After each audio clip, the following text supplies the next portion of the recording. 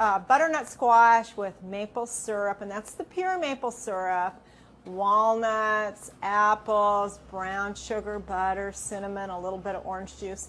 There's sometimes an obstacle, and you can buy butternut squash already cubed. It's a little on the expensive side, or you can do it yourself, okay? And it's easy. First thing you have to do is peel it, okay? Just with a knife or a regular peeler. Then, and this is really a good thing to do if you're having a really bad day, is you peel it and you get a great big knife like this and a mallet, okay? And some of you are going to go, oh, I love this, I'm going to feel better. And then you just hit it like this.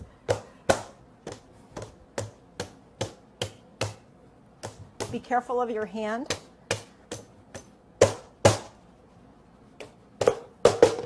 Okay, now I didn't do such a great job, but I'm going to scoop out the seeds, okay, and then I'm going to cut it up into equal chunks. Now here's the thing. You could also scoop out the seeds and sliver it and cut it into long slivers and roast this with a little bit of butter, brown sugar, and cinnamon just by itself. And I would roast it at 350 for about 30-35 minutes, and it would be delicious. But we're going to do this another way. So we'll chop this up and give you the rest of the recipe. We are working on our butternut squash recipe, and this is butternut squash with apples and walnuts, and then we make a syrup with maple syrup, brown sugar, butter, orange juice, and a little bit of cinnamon and a little bit of nutmeg. And Linda's working on the nutmeg right there, and that looks about perfect. So Linda, would you combine your pure maple syrup, and you notice it looks dark, and that's because it's the real stuff, okay?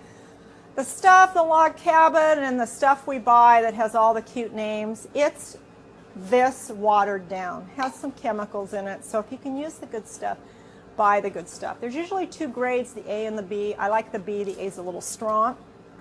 Okay.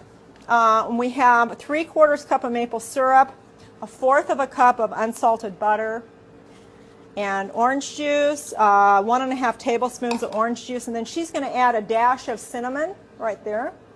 And I don't know, a dash is about a 1/4 teaspoon, I guess. You can add as much as you want. And then a little dash of nutmeg. And when she gets it in the pan, she's really good. Okay, it looks good, Linda.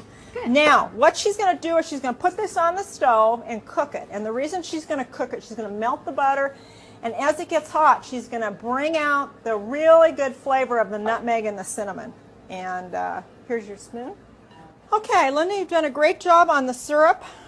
All right. Yeah, and now what she's going to do is we have a regular butternut squash that we cut in pieces, boiled it in salted water, about 3 to 5 minutes, and we have a pan that we're going to bake it in. So, Linda, why don't you pour the butternut squash in the pan? Okay.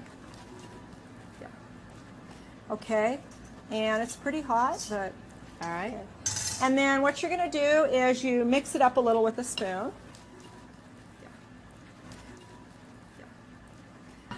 Now she's going to pour it into this pan beautifully. Okay. Is it too hot? No. How was that? And she's got toasted walnuts. If you want to use almonds, cashews, pecans, whatever you have is fine. So we're going to bake this 350, 375 until fork tender. The apples are going to be yummy. The butternut squash will be yummy. The sauce, and the nuts, and we're good to go. And garnish is applied after it's cooked. Okay. Linda, you may put this in the oven now.